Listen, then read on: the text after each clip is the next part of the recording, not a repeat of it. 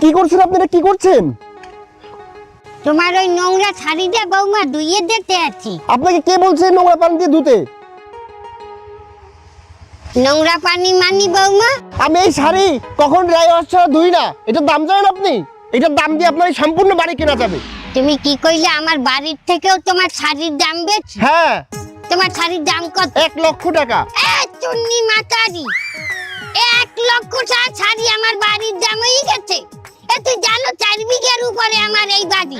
এই বাড়িতে যে কটা চাম্বুল গাছ আর মেহগনি গাছ আছে, এক গাছের দামও 5,000 টাকা করে পিস। ওই 4-5 গাছ বেচলে তোর এই শাড়ির দাম উঠে যায়।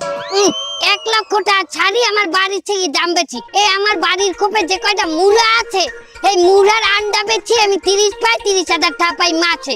ওনার শাড়ির দাম আমার বাড়ির থেকে বেশি। চুন্নি মাতাজি, ওই যে ব্যবহার তুই তোর হৌরের লগে করবি, আমার লগে করবি না। আমিও আর এক বাড়ির জি। যা তোর শাড়ি আর দেবো না, তুই দো তোর শাড়ি। সহ্য হয় নাই, শাড়িটা হাওড়িতে ধুয়ে দেবে আর তুই নামবে পানির মধ্যে শাড়ি দৌ। কত বড় শয়তান মহিলা! এই গ্রামে আসার পর দিয়ে অপমানিত হইতে আছি আমি। দেখি ওর মাগুয়ার পর আমি দেখতে ছাড়বো।